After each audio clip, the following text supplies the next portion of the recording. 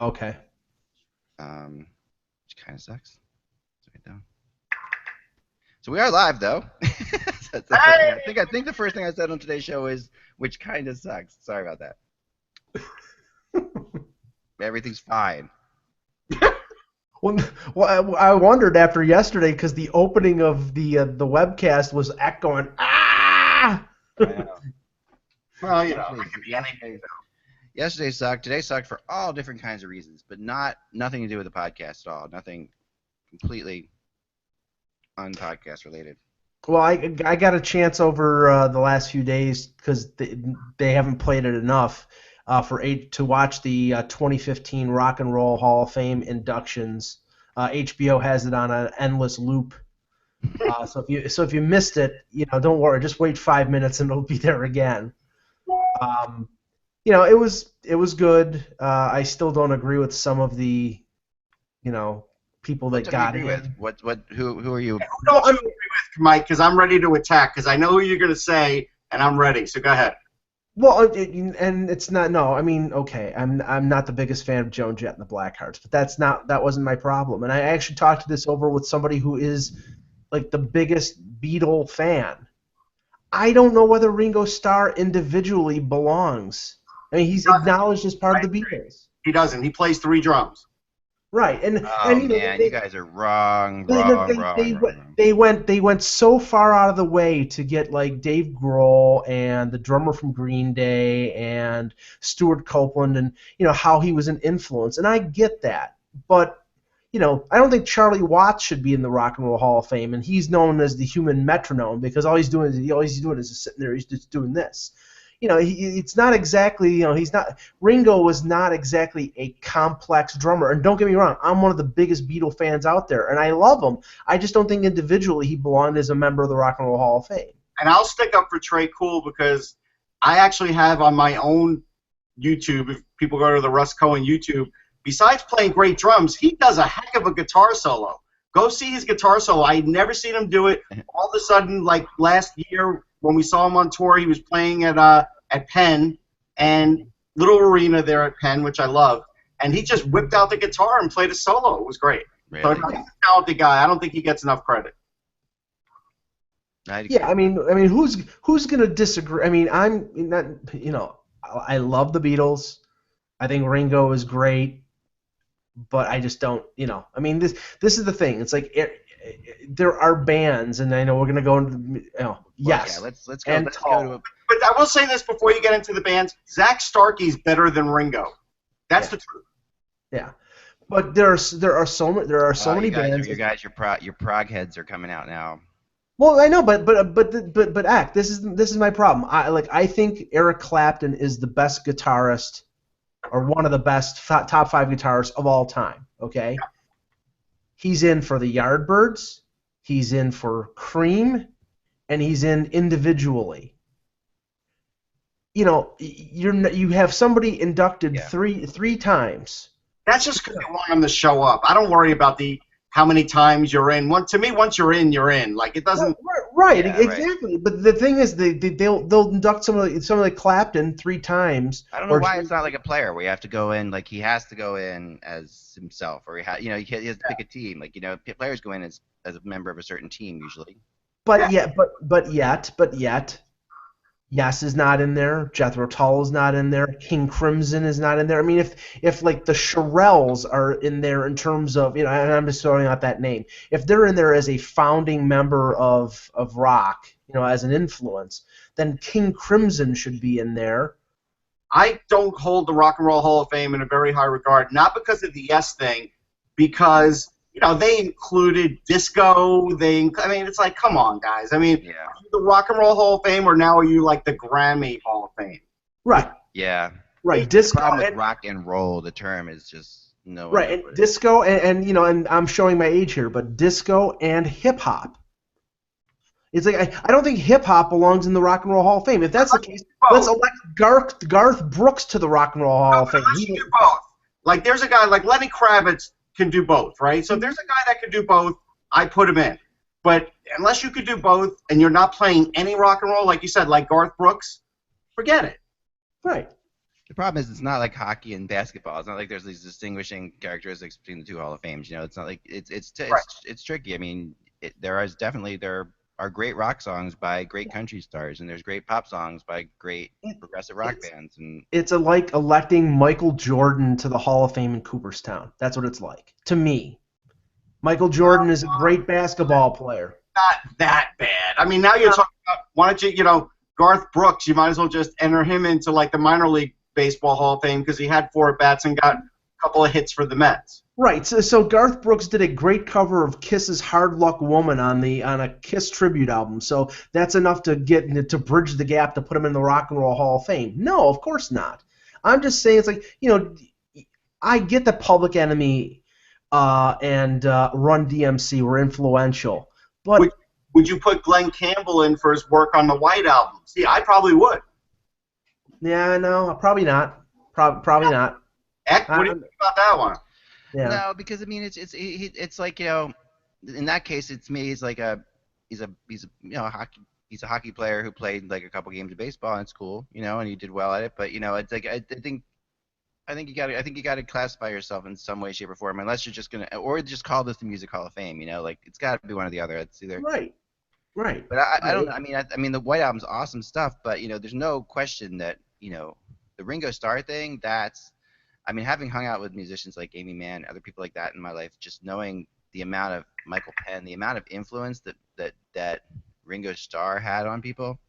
And I know it's simplicity in his drums, but the whole thing that he did, whether or not it was, whether or not he's super duper talented, or, he's definitely he's not going to kill anyone. He's not like a Bill Bruford or.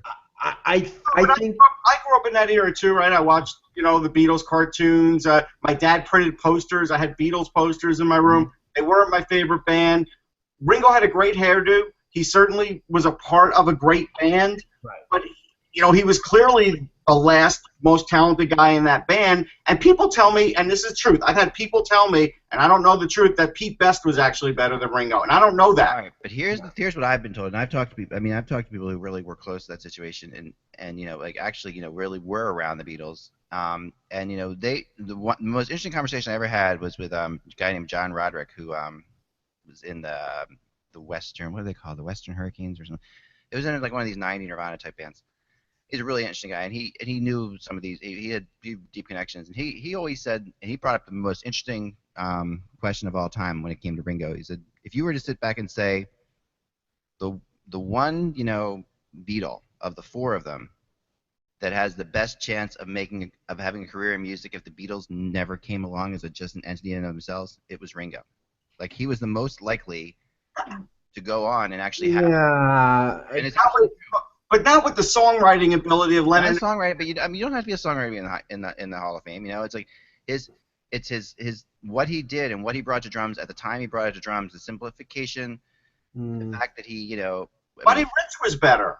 Yeah. Oh, he might have been, but that's still. And better, in music terms is it's hard enough in hockey terms, but in music terms, better is such a subjective. I know that Ringo had an influence on somebody who I consider one of the best drummers, which is Phil Collins, because Phil Collins was a big Beatle fan, but he was just as much influenced by like Motown drummers than he was Ringo. I'm just saying that I think he was elected to the Rock and Roll Hall of Fame because he was the glue in the Beatles. He was a personality. He was somebody who meshed well with the others. He maybe his presence kept that band together longer than they actually would. They could have broken up in 1968 rather than 1970, and then we would miss out on Let It Be and Abbey Road. But Right. I don't think that in and of itself is what would put somebody in the Rock and Roll Hall of Fame. And as I said, there are a lot of bands out there who have put in 20, 25, 30 years worth of great music that are not acknowledged. And maybe I'm putting too much stock in the Rock and Roll Hall of Fame. I basically said I would never go to that place until Genesis was put in there, and I still haven't gone, but now I can actually go because I wouldn't be breaking my own little promise to myself. But yeah, maybe down the line, but I think maybe they wanted to do it before he passed away. He's 75, I think. Yeah, I got 3 little points. First one is I don't like drummers who wear gloves. So if you wear gloves and you're a drummer full-time, if you wear them full-time, you're not in the Rock and Roll Hall of Fame. If you're a drummer that plays the brushes, you're not. You should not be in the Rock and Roll Hall of Fame. Oh, that's yeah. And Buddy Rich was better than Ringo Starr at like 65 years old. Go YouTube it, you'll see. Oh, I think he was, but I mean, again, I mean, I think there's a lot of drummers who are better. But if you Joan Jett's not going to the Hall of Fame because she was this great musician either. I mean, the whole thing of this is has to do with more of what kind of influence did they have? Yeah, it's influence. Joan Jett had a big influence. Now, I'm not a Joan Jett fan, but she had a big influence. Ringo Starr had a huge, enormous influence. I mean, there are drummers. I've talked to drummers from all sorts of bands who just, you're literally in the studio. I've been in studios recording, and producers have said, we need you to do the Ringo Starr thing here. Like it's just that when there's actually something that's thrown at you, like make that feel more Ringo-like. I mean, that's influence, when that's thrown at you in that situation. Me. We could talk about this for an hour, so let's talk about hockey. Yeah, let's talk about hockey. All right, so give me 1 second. I'm just getting one thing up here so we can talk about it for one more second. We'll save the top 100 progressive albums of all time till next week because Russ and I have chatted about that off and on since the list was released last week, and I have some quibbles. So we want to let you in on this, Zach, because I think it'll take up the first half hour. No, I would love that. The show. I would love that for sure. All right, so we'll get started here. So Kevin might be joining us. Just got a text him. He might be joining us. He's trying to get out of Media Day. Well, he's not trying to get out. He's trying to get to a computer. Trying to escape Media Day. There's no escape. You can check out anytime you want. All right, so let's start here, and we'll go over ready. And the date is the June the 2nd. June. Here we go. Hey, Hockey World, how you doing? It's Tuesday, June 2nd, 2015. I'm Michael Agello. I'm Russ Cohen from Sportsology. And I'm Ringo Starr. Now, why did you might know me from such bands as the Beatles, or perhaps Tommy the Train director, or whatever you think of me as. But Oh, I'm Eklund. You're watching the HockeyBuzzCast on HockeyBuzz.com. And this is the podcast that comes to you Monday through Friday, usually at 1 o'clock. Today we're coming a little bit later because we're trying to grab Kevin, who's at the media day today for the NHL. Whether or not we get him or not is maybe worth a drum roll. But we'll see. I'm going to be joining in. Russ, when are you joining the Stanley Cup Final? That's a good question because I've got a 4-hour draft special on XM that I've got to tape on Monday, so I'm not going to be there Monday, Tuesday. I've got a reporter, Orlando Macchia. He's down in Tampa. He's going to give us some info that was going on too. So I don't think, and I'm not going to be at Game 3. It'll either be 4, 5, 6, or 7, or 4 and 5, or 5 and 6. We'll see. Yeah. I'm waiting until a little further down the road now. Cool. Yeah, I'm going to 4. 3 and 4. I'm going to be at 3 and 4. 5 is usually when you're not working for a major newspaper and you're paying your own way. 5 is always the tough one to figure out because if it's 2-2, then 5 is a good way to save some money. But I'm holding down the fort and I'm watching the draft combine from across the street. Beautiful. Yeah, I'll get the draft combine too. So that's another. You got a lot going on in your world. This is a crazy time of year. I was just talking to somebody. This is absolutely the craziest time of year in terms of travel and everything that's happening. But let's get to it. And before we start today, I wanted to go to a rumor right away because before we get into the whole media day and what's happening down there and talking about the game for sure, and I do want Russ's last thoughts on the Rangers for this year. But I do, there's a rumor that came out today from Sportsnet apparently about about the Maple Leafs. Yeah.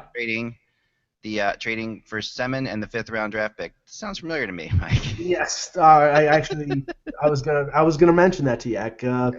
Dean Blundell, the Sportsnet Fan 590 morning show host, said that he's been told by a source, and this is the same source that told him about Babcock 3 or 4 weeks before it actually happened, said that it would cost the Leafs over $6 million for them to get Babcock. So believe it if you will, that the Leafs are looking to make a splash at the draft to move up from number 24, what their second pick is, the pick that they got in the Cody Franzen deal from Nashville, to move up to number 5, so they would have back-to-back picks.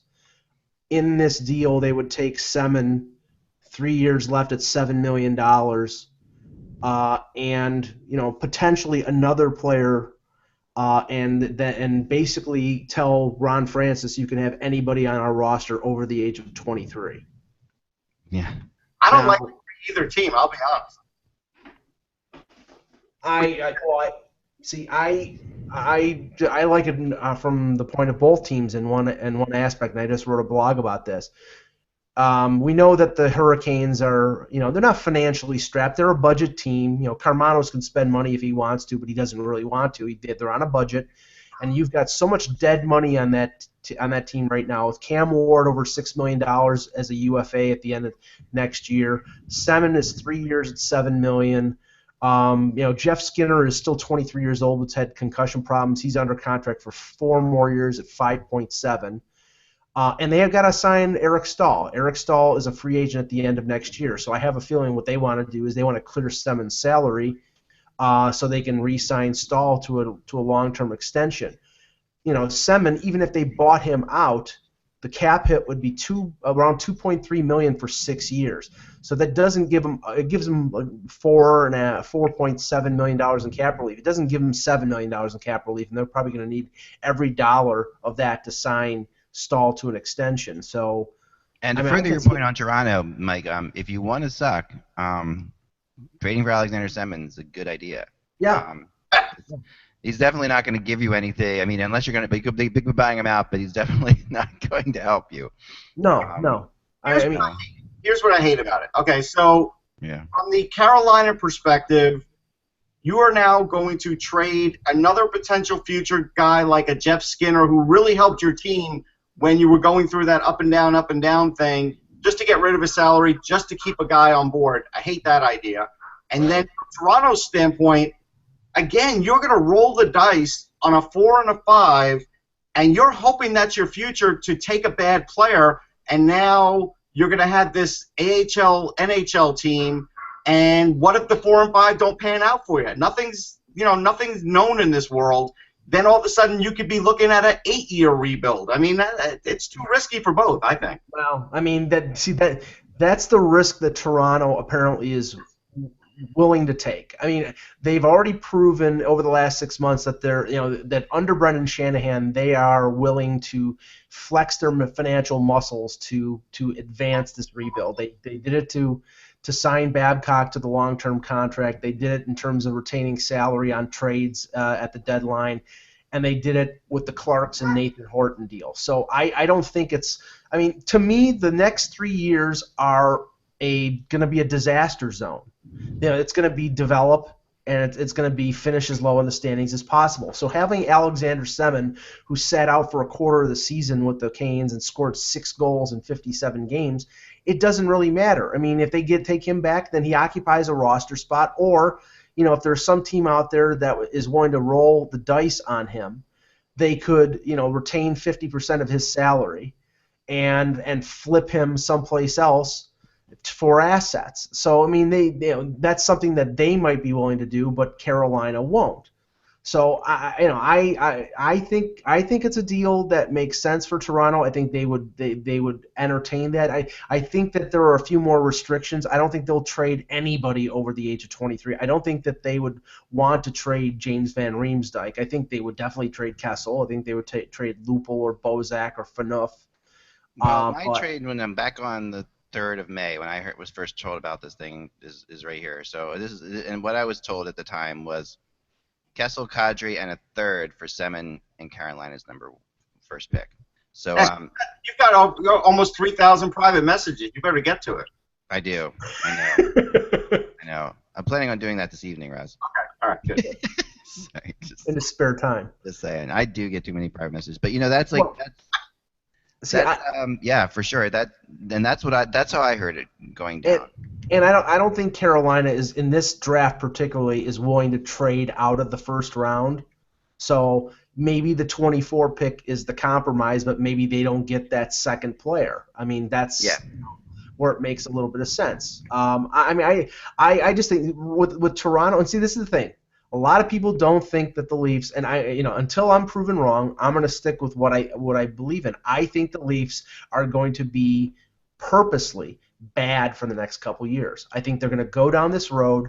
They've determined they're going to go down this road. They're going to trade these players, and they're going to try to get as many assets as they can. And them spending $21 million over the next 3 years on Alexander Semin to that organization who's printing money is worth the difference between rolling the dice at number 24 and getting not an almost sure thing, but getting a much better chance at a franchise player or an impact player at number 5. They'll have a 4 and a 5 together. I guess it's not out of the question that Babcock can get Semin to play, right? I mean, it's not. All right, thanks. Maybe it is out of the question, but let's just think about. I mean, if anyone's going to, I mean, that right? would be like the Rangers getting something out of Valerie Kaminsky back then. Yes. Yeah, that's true. But that's not the point of this, Zach. I mean, no, I know that's not the point. I mean, we've had this debate before, of course, and I'm not going to go and lay at it for 2 straight days, which was good. But again, I thought about it a lot since then too. The debate we had about the Toronto Maple Leafs purposely being bad and setting up their fans for more pain and all this stuff that they talked about. But and I think the final thought in my head, which I didn't get to express, took me a couple of days to really put it all together. Because it was frustrating and ridiculous in general to me. But the one thing that really stuck out to me is that that's really presumptuous, assuming that you can control that kind of stuff. Like the Maple Leafs cannot control this. They can't just say we're gonna suck for 3 years. You can't. It depends. It's not possible. That's especially when you have a good coach and you got players who are at least in the NHL. Here's the way I see it, and this could happen. So the Canadian dollar goes bad. You get two of these players in your system get hurt, and then all of a sudden you're looking 5 years down the road, and everybody's looking at Toronto the same way they looked at Edmonton, and now you've burned 5 years of Babcock. Yeah, but even then, though, Babcock, I think, definitely takes your team. If your team is, look at the Red Wings. They were probably the 12th best team in the conference the last 2 years. They got to 8, and they made the playoffs. Babcock's going to get the Leafs from, if they're the 30th team, he's going to get them to 24, 23, somewhere in there. He's not going to get them to. It's not possible that they're going to be just as bad as they would with somebody else there. Well, I don't think that they're going to finish dead last, but I think like I said, as part of the equation, I think, he's going to have an effect on players and make them better. But part of this is to move some of the players off of this roster. So you're not going to have Kessel. They got to move these players off the roster. I mean, these players were terrible. I mean, these players have to go. I mean, but I just think that the concept of rebuilding and what that means is very different to them than what you're saying. I think that what they see it as is they say, okay, yeah, we're not gonna do any quick fixes. We're not gonna go for it, and all that is good and well and true. I get that, but that's different than what Buffalo did last year, which is not going to happen in Toronto. Like they're not going to trade away goalies who are winning them games. They're not going to do this kind of thing. That's different. But part of the rebuilding process is to position yourself to get. See, that you can't control. See, that's where I'm like that. You cannot control finishing dead last. You can control being in the area, being 26 through 30, getting a third, fourth. What happened to Calgary this year happens to you? I mean, that could happen. Like Calgary, it's not controllable. I mean, I doubt that's going for it. You can control not trying to win the Stanley Cup. You can control that. You can say, okay, we're not gonna just trade all of our future assets to win a cup this year.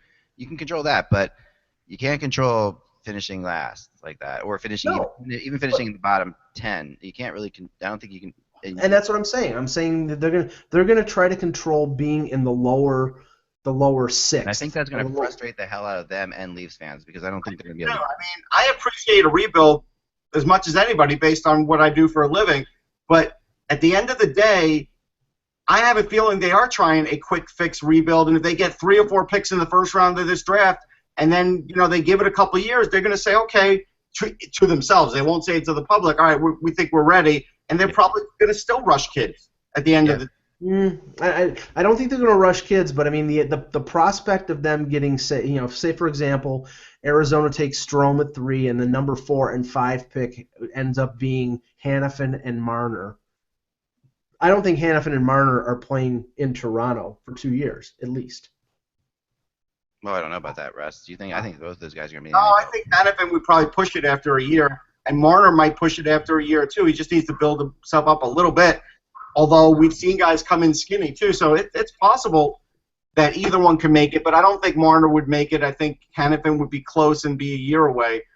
But I just think it's just risky. If I had a franchise, yes, would I want to rebuild? I would. But would I want to rebuild from almost having nothing? No, I wouldn't, because I've seen other teams do that and fail, and what makes me think I can do that? Yeah, because even the teams that have succeeded at doing this, what you would think succeeded at doing, like say Chicago, right? They collapsed, and Pittsburgh collapsed at one point, and but they weren't really trying to collapse during those periods of time. They were trying to win, and they just collapsed, and they were bad teams. Well, that's not totally true. Ed Olczyk did say at the All-American Prospect he was told to that things weren't going to be good. So, okay, yeah. Well, Pittsburgh. And he said that was difficult. But even getting past that, they're not getting Connor McDavid. Right. And at the end of the day, while I love this draft and thinking it's 55 deep and everything, there's two sure things: McDavid and Eichel. They're not getting either one of them. Right. And next year there's maybe one sure thing, right, or whatever. I mean, there are a couple sure things. Okay. So. But again, when you're talking about Chicago and you're talking about Pittsburgh, they had those sure things. Right. They did. That's for sure. And I think that's a. And Chicago, remember, they get Patrick Kane because of a ping pong ball fluke. I mean, that's why they get Patrick Kane. So. Right, and if Toronto is in, say, the bottom 7 or bottom 8 of the league, and they get lucky and get the ping pong ball, then they draft first overall. I mean, that's what I'm saying. You only have to be in the region of the number 1 pick now to have a good chance at it. If you're with guys like Mark Hunter around, and if they end up getting Mike Futa as their GM, which I'm not saying is likely, but it's a possibility. I mean, we don't know right now. And with additional draft picks that they're going to get through some of the other trades. I mean, they're going to trade guys like Roman Polak at the trade deadline probably if he's still on the roster because he's a UFA, and they'll move a few other players off the roster for picks. That's what they're going to do. They're going to try to draft better and develop better, and there's going to be in the short term, like with Pittsburgh, like with Chicago, suffering. And that's what they're saying. They're going to tell their season ticket holders when they start getting a little fed up, hey, this is our plan, and we have a great team with the Marlies. Yeah. I mean, I think they've already told them that, Russ. I mean, I think that's what the press conference a little less than 2 weeks ago was. It was just telling them, we didn't raise our season ticket prices. I know they're the highest in the league, but we didn't raise them this year because we know we're not going to be good, and we're preparing you for pain. I would be willing to give up 2 years of my life to fast forward to that third year of the Leafs now, just to see what would happen, so we could do the show. Sure. I would pay for that. Yeah, I know. And we'll see. We'll be here. We'll figure it out. But let's move on. Let's move on to the Rangers for a little bit. A lot of stuff about St. Louis' future for sure. Russ, what are your thoughts on all this? I don't think he should have a future with the Rangers or really in the NHL. I mean, Could he play in the regular season and get 45 points? Sure, Mark Messier proved he could do that for 4 or 5 years too long too. But at the end of the day, the wheels came off. They were coming off. They were completely gone by the conference final, and still Alain Vigneault was double shifting them in that third period. He still had him on the power play, which was inconceivable. Like, I don't even know if I would have had him on the power play beyond the first round of the playoffs, and he kept him on the power play the whole time, which was crazy. He may have benched him once or twice, yes, I know, but he always put him back, and it's like, no, I don't think Martin St. Louis should play anymore. When you're his kind of player, when the speed goes and all of a sudden the trigger's a little slow, he's just another small guy that you can knock off the puck now. Right. Yeah, exactly. I mean, now, what are your thoughts on the requiem for this team at this point? On the requiem for what? The requiem for the Rangers. My basic thought is they will try a short-term solution because they've already mortgaged so much. Perfect example, this Daniel Walcott trade, I don't know for sure if the Rangers are at their contract maximum. What is it, 30 contracts, 32 contracts, something like that? Yeah. I thought it was 50. 50. Whatever it is, whatever the number is, 50. They must be there because to just give away Daniel Walcott, a guy you drafted in the 5th round who had a lot of points as a defenseman in the queue, and if you go watch his video or watch his games, perform really well, very fast, They basically traded a 5th-round pick for a 7th-round pick. Yeah. No matter what day you're working or what era you're working or even what draft, that's never a good idea. So that just tells me they're going short term again, and this was a way to sort of get another draft pick because they weren't going to be able to keep the kid, and now they're going to keep going with this, college well. At some point, you are going to reach the maximum of your contracts for all the other ones that don't make it, and so I think they'll look to trade either Nash or they'll look to trade Boyle, and they'll see if they can get takers. The problem is everybody's got a no trade now. I think Nash only has a limited, so he'll have to give that list, right? I think that's what he does. Oh God, no, don't. We're not going back to a Rick Nash trade thing, are we? Yeah. Oh, man. My life just flashed before my eyes again. Yeah, I think that's going to come because they've got to pay Stepan. Hagelin has no choice, right? He's an RFA. I don't think they're going to move him, so they'll give him some sort of contract with whatever shekels that are left. But they're going to have to pay Stepan. I mean, that's something where unless they're dealing him, they have, and they probably can't afford to deal him at this point. They don't have a lot of flexibility, and if the cap's only going up a little over $2 million, basically they could do a couple of wholesale moves, and unless they trade a big name like a Nash who hasn't performed well in the playoffs anyhow. Now, Mike, you're going to hate this, but if I were the GM, I absolutely would call Toronto, and because Mike Babcock loves Rick Nash, loved him in the Olympics, told him how to play on the PK, and I would like to see if he could somehow say no. That's what I would like to see. Interesting. Well, I mean, I wouldn't be surprised. Before you answer, Mike, I know for a fact that there was a period of time when Rick Nash really wanted to be on the Toronto Maple Leafs. And I mean, I talked to him about it, and there was a period, when he was in Columbus where he basically said to me, at some point in my life, I want to be a Toronto Maple Leaf player. So. Yeah, and then reports when it came close to him being a free agent said the last place he wanted to go was Toronto because he didn't want the attention. And just saying what he said to me flat out. I mean. Oh yeah, no, I'm not disputing that. Like, I'm just saying that we've heard both things on both sides here, and the only way that a deal for a Nash from the Leafs perspective makes any sense is if it involves Kessel, and that defeats the purpose because Kessel signed for 8 years and Nash is signed for 3 years. So I don't see the benefit. It doesn't defeat the purpose, and that is the guy you would talk about simply because they both need a change of scenery. And at the end of the day, you still have to have somebody playing in Toronto. You do. Right. No matter how you want to strip mine the team, there have to be players, period. Mm-hmm. That's actually a trade that makes a lot of sense for both teams. It does. I mean, Kessel is in it. Kessel is entering his prime. He's 27 years old. He would provide a speed aspect, more of a speed aspect than Nash. He actually has, in his playoff experiences, has played well in the playoffs, has shown up in the playoffs, and we know. He's almost a point a game. Yeah, he's better. Mm-hmm. And I think the stat. I think I heard the stat that Nash in 28 games at MSG over the last few years in the playoffs, he scored 1 goal. In the playoffs. That's, here's the astonishing thing. Regular season, Rick Nash is .83 points per game, and Kessel's like .88. Mm-hmm. Yeah, I think that's crazy. I think Toronto would do that for for more than a few reasons, but one of them would be the fact that Nash's contract is only 3 more years and Kessel's is 7. Right. I mean, Kessel. I mean, that would be a great deal.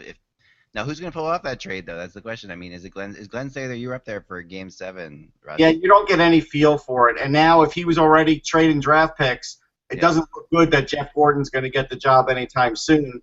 And so you kind of wonder how that's all going to play out because I don't know how many years Jeff Gordon has on his deal, but they denied him talking to the Bruins about getting the big job. So Don Maloney went through this, if you remember, and Don Maloney eventually left. And the report is, Russ, that I know that Bob McKenzie and I think it was Darren Drager reported that they're likely not going to give permission to Toronto to talk to him. So if that's the case and he's under contract, then you would assume he's the heir apparent. I think Sather is 72 years old. And didn't he had a cancer scare in the last couple of years? He's had all kinds of things happen to him.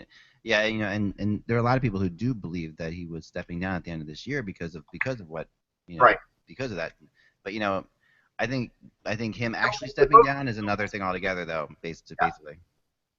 Yeah, I mean, he won't leave. Like, he would go take the president's position and say Lou Lamoriello. But based on the fact that a trade was just made, I don't think it's happening. Because I know if I were the guy who was going to be the heir apparent, I would not want the other GM making trades already, unless Gorton made this trade and we don't know it. But it doesn't seem like his kind of move.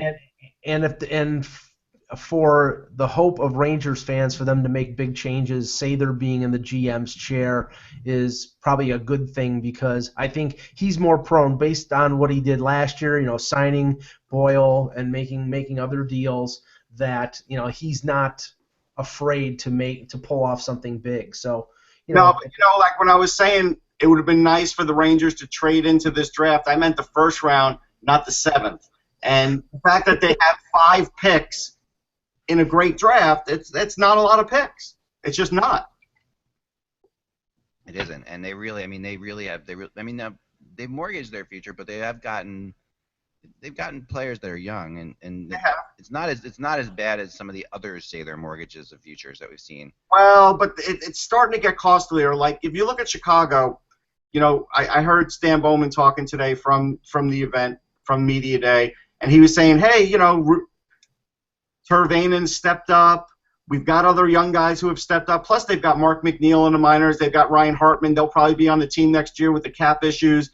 Right. They have more guys to bring up than the Rangers do. And part of that may be Alain Vigneault's fault, because he didn't really give anybody any tryouts this year. He really kept it kind of closed and didn't really let any young guys make the team that hadn't really had playing experience. So it's all a factor. And so while they have some guys, they don't have a lot of offensive guys. They got a few. They got Pavel Buchnevich, who will certainly play in the AHL this year, but it's his first year in North America, so we don't know really what to expect. He was good in the World Juniors in a North American rink, but that's the only thing I can say about him. Right. And then after that, it starts getting a little sketchy on offense. Adam Tambellini, Steve's kid, we remember him from Edmonton. Oh, yeah. Good kid. He had like 86 points. He certainly got offense, but he needs to bulk up and he needs to play more defense. So, he's years away, 2-3 years away. Most of their guys are 2-3 years away, except for maybe Brady Shea, but he's probably at least a year away. He was playing third pairing in Hartford. I don't think he's going to make the team based on that. So unless something comes in gangbusters in training camp, but that's another defenseman. So there you go. Russ, I heard Alexei Kovalev, who's 42 years old, wants to make a comeback to the NHL. Maybe he can come back to the Rangers. But if they're going to go that route, I would say sign Simone Gagne. Maybe he'll have a little speed at least. Yeah. Well, but seriously though, there is expected to be an exodus of players from the KHL. I know that the Hawks signed was it Panarin, I think, who was one of the higher scorers in the KHL. Maybe they go that route. It's not the college route, but you could take advantage of the fact that there is some financial problems in the KHL, and there might be some talent coming over that could help them in the short term. Well, but again, you have to have money for that, and they don't have a lot of money. So, like, even if you wanted an Alexander Radulov, just as an example, how are you getting them on the roster? Right. You got to clear, like, the Nash cap space out just to get Radulov in, even though you might only pay him $4 million. But then with all those the St. Louis cap space, right? St. Louis cap space is significant. Yeah, St. Louis would be a swap if Radulov would take $4 million as an example. But I think Radulov's already talking to some team, right? I heard. Oh yeah, no, he is. Colorado. Yeah. Right. Because Patrick Watt wants him. So yeah, there'll be an exodus of Russian players, but I don't know if it's anybody who can help them that's going to be cheap enough to have an impact, because I still don't think they were going to be as good as either West team in the Stanley Cup had they made it. And so I think at the end of the day, they need to take a long, hard look and say, can we really get over this hump? Because next year, if the Kings wake up, or if it's the Blackhawks, or even if it's the Ducks that get over the hump, can we really beat them? Because if they can't, then they need to retool like Chicago did and maybe take 2 years and have a 2-year plan. Yeah, I think they're going to be hard pressed to move Boyle at $4.5 million unless it's a team, and I'm not saying Chicago, but like a team like St. Louis, or a team that's close but needs that veteran hand. He didn't play terribly in the playoffs. There were situations where he was exposed, but there were also situations where he scored, and I think he had 10 points, which is not terrible. So he could be moved, but Keith Yandel's the interesting one to me. Like, I mean, they They went have to and sort of keep him, I think, based on the age. yeah, I mean, I think, and based on what they gave up, I think Right. they got to keep him. But he did show what people have been talking about for years with him. Like he's nothing. There's a reason that he didn't make the Canadian Olympic team. Right. He He should. the good and the bad at times, but there wasn't enough good, right? Is that fair? Yeah, and the fact is, he is a one-way player. He is a one-way player. And he's definitely not solid in his own zone, but he's very good offensively. He's got huge skills offensively, and he's skilled enough that he should be one of the best defensemen on Team USA. But he's just not going to make And it. that was the U.S. Olympic team. He's a U.S. guy. He's a mascot. Right. So the U.S. team, yeah, and you makes. Did I say something else? I'm sorry. The Canadian. It's fine. Oh yeah, no, I'm definitely thinking it. Well, you actually might actually make the Canadian Olympic team on defense. No, the U.S. I've got an exclusive because I think the Rangers epitaph. It's too gruesome right now. It's still too raw. But I got something from Kimmo Timonen. Yeah. Kimmo Timonen is in the Stanley Cup right now. So is Braden Coburn for those Flyers fans. Yeah. They don't seem like they care about Braden Coburn, but they care about Timonen, right? Yeah, right. Yes, I think that is fair. Yeah.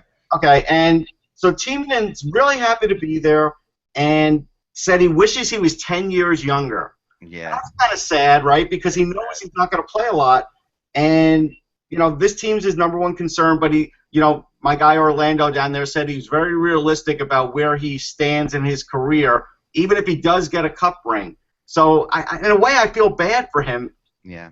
Because he can't really contribute the way he wants, and that's terrible for an athlete, right? And he's such a good guy too, such a solid. Yeah. I mean, he really is like a wear his heart on his sleeve type character too. And Yeah, I was gonna cue the Willie Mays with the Mets analogy here, Russ. I mean, because that's sort of what it's like. I mean, stumbling in the defensive zone like Willie stumbled in the outfield in the 73 yeah, series. I mean, and he got the team he wanted to go to. He wanted to go to Chicago. That's where he wanted to play. Somehow the Flyers pulled off getting out 2 second-round draft picks for him.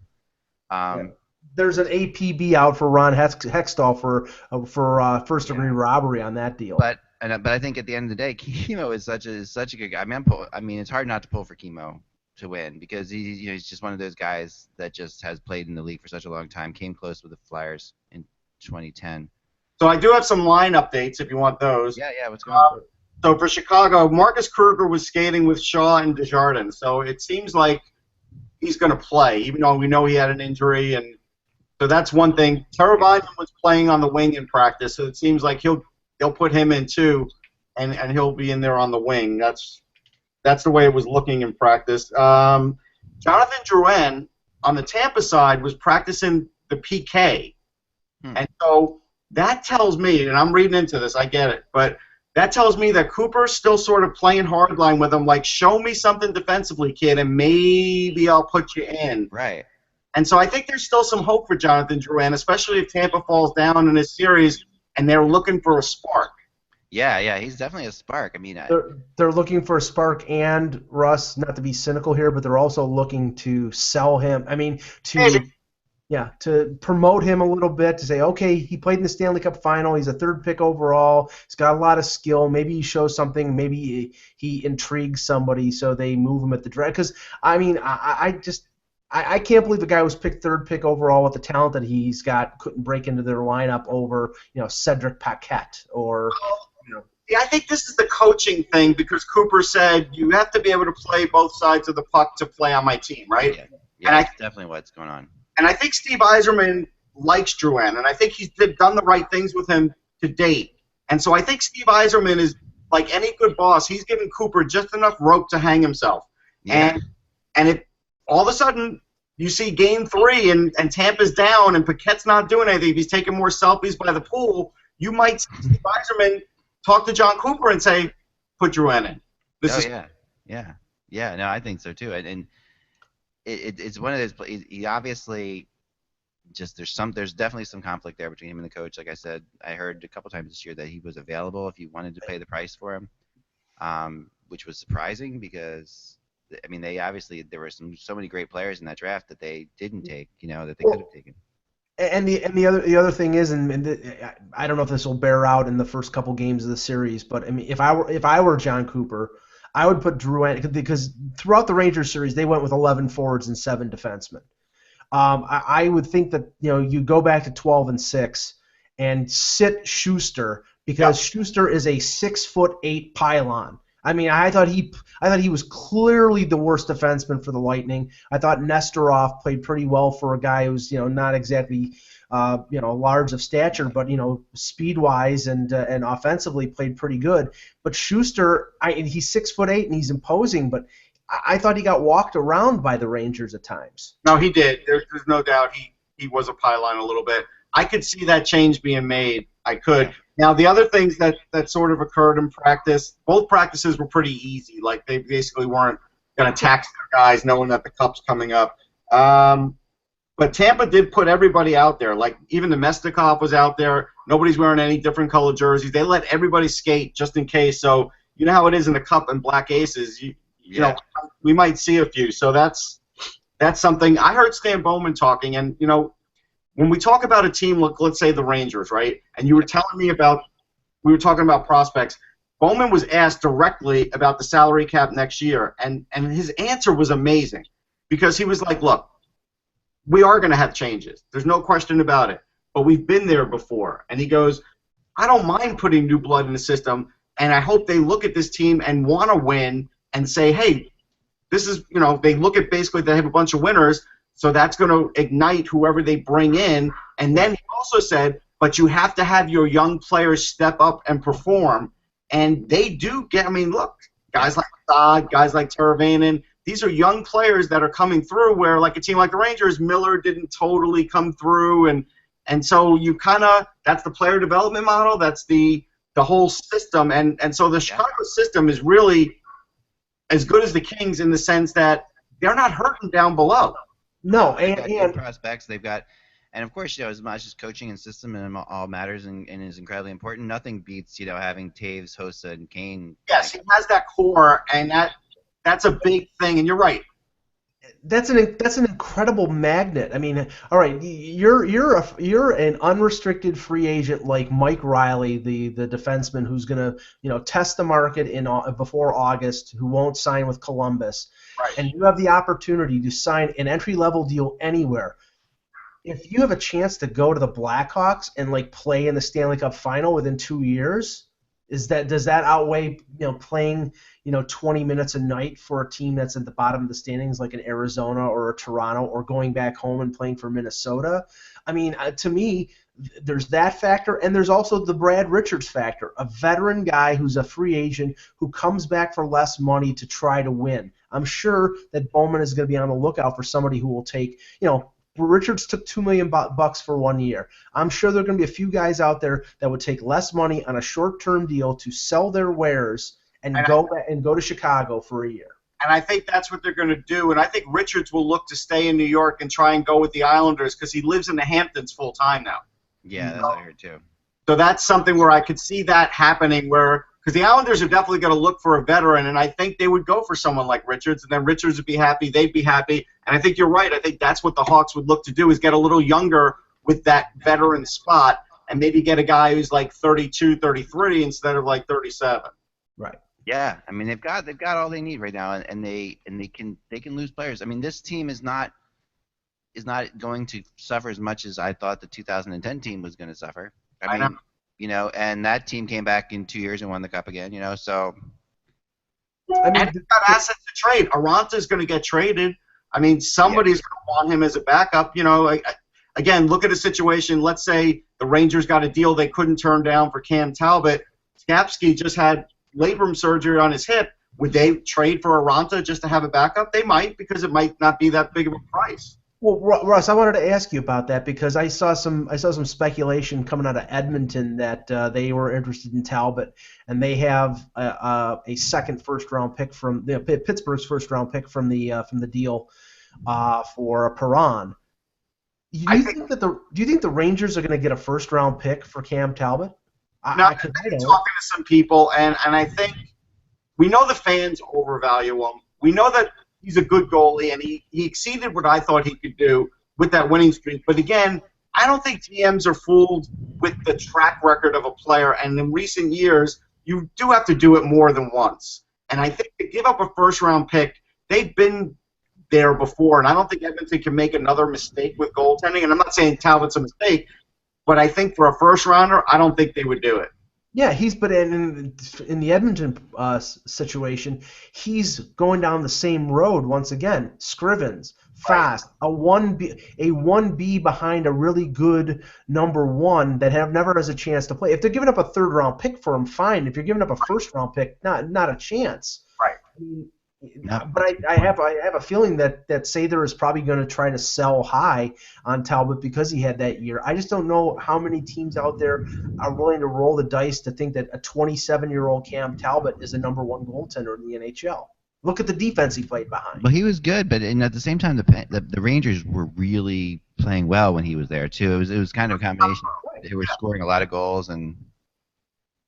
Yeah, but Ben Scrivens put up a .940 save percentage behind the LA Kings defense when Jonathan Quick got hurt a couple years ago. Right. That's the point. I mean, not to say that the goaltender isn't good, but if you put a okay or good goaltender in front of a great defense, their numbers are going to be disproportionate. So that's but you never know. I mean, we don't know. We don't know this. I mean, because the fact is, I mean, he's playing well. You can't hold that against him. It's like he's worth a shot. Some team's going to take a shot at him. I think whether it's a first-round draft pick or not. Goalies it's hard to give up first-round draft picks for goalies. I mean, we don't see that very often. No, it's true. Hey, I've got a good Edmonton tidbit if you want it. Yeah. So during the Memorial Cup, I don't know if you guys caught the television broadcast of the final game, but Kevin Lowe was on there, and they asked him about the Quebec Arena, and he said, "Oh yeah, I took a tour, and it was great, but our new arena in Edmonton will be the greatest hockey arena ever, the best in the NHL." He basically sold it like this high. Wow. It was unbelievable. I couldn't believe the sales job he was doing on that. And I'm sure it's nice, right? I'm sure he has an idea. Yeah. But like just as an example, when you're selling it that high, the Wi-Fi better be great. Oh yeah, yeah. The house that Connor built. And they better have more than onion dip when we go there in 2 years for the Stanley Cup final. I'm shocked at how high he sold it, but to me, like, it's funny. We look at Pittsburgh, right, and we say they've got 5G. I don't think any other team in the league has 5G yet, right? Am I right about that, Ek? Yeah, I think you're right. So Edmonton's got to have 5G if they want to be up there with the console. Yeah, you're right. That's pretty funny. That's a good one. I like that. Dial up. Speaking of the whole Devils situation, Penguin situation. So John Hines hops on Interstate 78 and 80 and drives across to New Jersey from Wilkes-Barre, Scranton, right? Not that far, actually, from Scranton to New Brunswick. Nope. Yep. And so what are your thoughts, Rez? What do you think? I like that much better than Guy Boucher, and I think we were saying that they sort of need a teacher more than they need somebody who you're not sure about.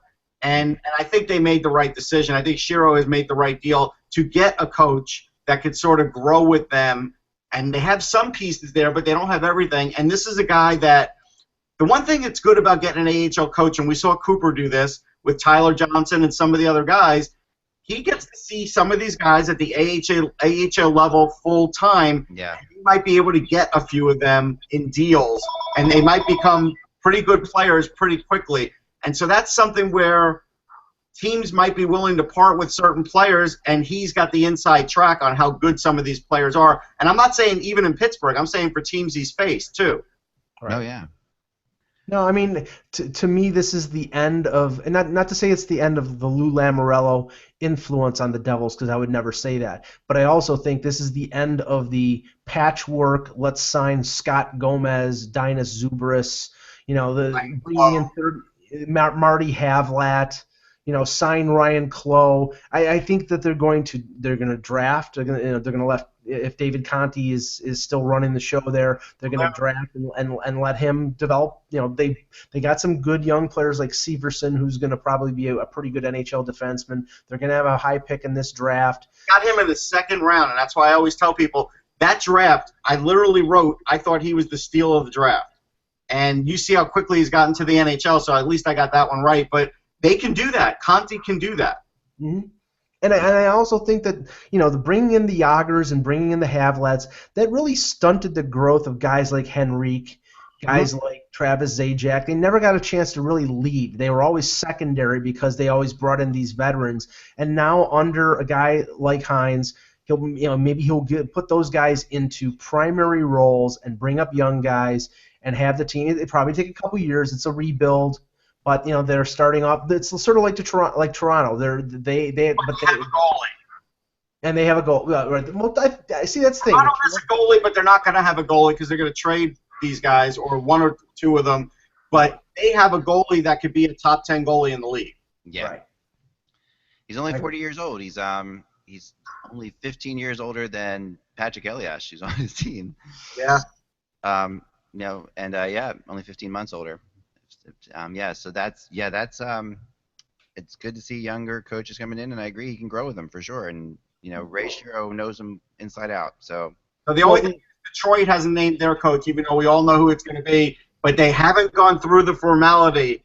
This is crazy. I'm sorry. It's funny. I heard I was listening the other night on XM to that game when I was driving around. They had the Grand Rapids game on the radio, and Ken Holland came in between the periods, and he was basically saying that he said some good things. He said, I played in the AHL, so I know the great thing about winning a Calder. I don't want to get in the way of all that. This is a great thing, And Holland, it's just the very Red Wings type thing to do. They really have no.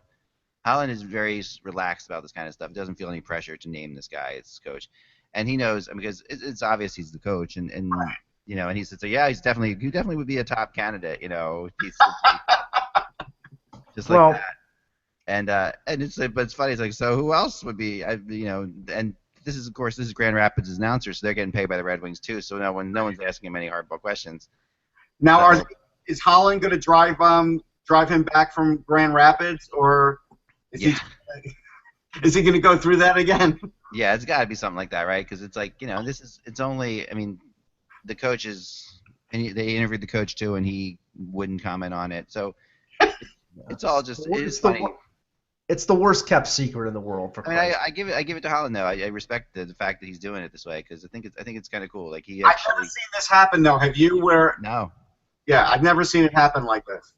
No, I mean, especially when it's in the same organization. I mean, it doesn't seem like it would be a distraction to name him the coach of the Red Wings and say, he's our next coach. Well, the funny thing is, Zach, is that right now, like the coaching staff up in Detroit is sort of in limbo because they don't know whether Blashill wants to keep. Yeah. Tony Granato is an assistant coach. I think they do. Others, I think my theory is that they're not in limbo. That they know exactly what's going on already. I think Granato is coming as coach, and this is a fun one if you want it. It's another news flash. Yeah, go ahead. Gonchar and Marek Zidlicki want to play this year. Does anybody want them? That's the question. No, Russ, I got one even better for that because I had a giant guffaw yesterday when I saw that former Maple Leaf goaltender Justin Pogge, who has been over in the Swedish Hockey League playing for Färjestad, wants to come back and give the NHL another shot. I'm like, what NHL team is going to give Justin Pogge any chance? Nobody. You know what's? I covered that World Junior team where Pogge was the goalie, right? And Taves was one of the big stars, and they had a million big stars. Pogge was just like that system goalie. Yeah. Really doesn't have that ability, unfortunately. No, and to this day, obviously the Leafs chose, but supposedly it was the Leafs' choice in that deal. But the Rask for Raycroft deal, it was not Boston's. It wasn't Boston saying we want Tuukka Rask. It was Toronto's choice, either Rask or Raycroft, and they chose to keep the Canadian World Junior gold medal winning goalie and trade the Finnish first-round pick. Yeah, that was a bad move. NHL history is laced with those moments. And let's not forget who he was traded for, Andrew Raycroft. Mm-hmm. Right. Oh yes. I mean, the Flyers turned down Kiprusoff, at when he was a kid, and then went on to have years and years where they didn't have a goalie. To me, when the Flyers blew it, I'll go back to when they signed John Van Beesbrook and Mike Richter wanted to play for them. And Richard had one more good year before he had those other freakish injuries happen, and he would have had that good year for Philly. Yeah, that was definitely a major. I mean, that was a major thing. Yeah, there's no question. It was Curtis Joseph was also out there. Remember, that was another thing. So that was a big thing. The year that Van Beesbrook and Curtis Joseph were both free agents when Joseph signed with Toronto. Yeah. They went for Van Beesbrook instead, and I remember the assumption was that Philadelphia was going to go for Cujo, and they surprisingly went for Van Beesbrook. One of my favorite moments of all time in that kind of a situation is that the Flyers fought hard to get Peter Forsberg and not Rod Brind'Amour into the Lindros trade. Wow. That Rod Brind'Amour is who they wanted in Quebec. The one interesting thing I heard yesterday, Bruce Boudreau being interviewed on Toronto radio, and some talk about him after the fact, was that if they had been eliminated in the second round rather than the third round, they think that Boudreau probably would have been fired because there were candidates out there still that Anaheim would have found acceptable. But now the only logical candidate, and not to say that there was any chance of this happening, but right now with Babcock gone, with Bilesma gone, with DeBoer gone, that the only legitimate candidate out there would be Randy Carlyle, who they fired to hire Boudreau. Yep. Then they're not going to go down that road because they already know that road. So Boudreau his job is safe based on the fact that there's no viable option out there. And finally, David Backes on it didn't take long for the Blues things to get a little crazy. David Backes' quote is, "We need some changes on this team, or else you're buying into complete insanity." I love that. Well, and I see the rumor for like Nash, and it's like, take your pick. You could have Steen or you could have Schwartz, and it's like, listen, I understand fans are making these things up. Yeah. St. Louis might trade one of their big guns, but I don't know if they're going to trade them for another big contract. Like, I don't think that's the way they're going to go because they do have a pretty good system, and I don't think that's the way they would go. I really don't. So we could see somebody move, but I'm pretty sure it's not Jaden Schwartz. Like, I'll go on a limb now. No, it's not Jaden Schwartz. I agree with you completely. He's a star player that's coming up. He's going to be a major factor in the NHL. Well, I talked about, I wrote about this last week, Russ, with when speculating about teams that Kessel could potentially go to, and St. Louis was one of the options. And if you think about it, the entire that half that team is U.S. Olympians. He would feel very comfortable in St. Louis with Stastny, with Backes, with Oshie, with Shattenkirk. I mean, I don't think that would be a problem. It's not some place he would block a trade to. It's a question of whether St. Louis thinks that a guy like Kessel and his scoring ability would be the difference between what they have right now and what they could have in the future. I don't know. I don't know if it's a fit. I don't know. I don't think Kessel is Hitchcock's kind of guy, for one. No. And I don't know if comfortable is good because I think Stastny was too comfortable. And I think going back to the hometown, we see that happen with guys, and then all of a sudden they don't perform to the same level that you're used to seeing them. So I don't know. To me, that's kind of risky. I think they need more of a shake-it-up kind of thing where they bring in someone a little different than a Phil Kessel. And I don't know. I don't know what player that is. I have no clue. I'm just saying I'm not sure Kessel would be the right fit for Hitchcock. Yeah, I can't see that either. I agree completely. Well, that's all the time we have today, guys. But great show as always. Thanks, Russ, for jumping on. As always, phenomenal job. And good job with you too, Mike. Good job. And thanks. We'll be back again tomorrow to preview game one. But Russ, who do you like in this series? I guess we should ask you that because you're not gonna be here tomorrow. Right. I like Chicago in 6. Chicago in 6. All right. Well, they always seem to win in 6, right? And it's like, they do. And I've never planned it right the last 2 years. Like when in Boston, I was you know what? They're going to win in 7. Then all of a sudden they score 2 goals in 30 seconds. That was so close to going to 7. Oh, my God. I know, I was screwed, right? And I'm like, oh, I can't believe I'm not there. So 6. That was a favorite. One of the big fun things in the press box on these things is like all of us who were up there with with the Southwest Airlines website loaded up, ready to go, ready to hit send. And we were sitting there for that game 7. We were all but, should we book the flight right now? We're going to lose this flight. Right. It looked like for sure we were going back to Chicago. And we're like, oh, no, I'm not going to hit send. Everything's waiting and waiting. And then the 2 goals happen, and bam, the whole thing's over. Just like that. That was literally the most shocked crowd I've ever been a part of. That was just stopped watching it. Like I was like in total shock. the players on the Blackhawks were in shock. That was the weird thing about it. Because that Stanley that on ice celebration has a certain vibe to it always, and that one had the weirdest vibe because those players, I think, mentally were not ready to win the Stanley Cup. Like they did not think that this was going to happen, and then suddenly they won the game, and oh my gosh, yeah, that's 4 games we've won the Stanley Cup. That's what it felt like. It was like that was it. A weirder vibe than Patrick Kane scoring and nobody knowing except Patrick Kane. That was bad. But That was bad too. Hey, Mike, I don't know if you know the answer to this, and not to elongate the show, but I saw that Tampa was like a minus 155, or Chicago rather was a minus 155 if you bet on it. What the hell does that mean? I think if you bet $100, you win 155. I think that's how it works. I don't know. I used to bet hockey in my youngin' days when it was goals, not odds. If I'm betting the Blackhawks, I have to bet 155 to win 100 then? Yeah, I think it's it. Okay. Wow. Yeah. Yeah, I mean, there are definite reasons why Chicago should win this series. But you know, Tampa's very.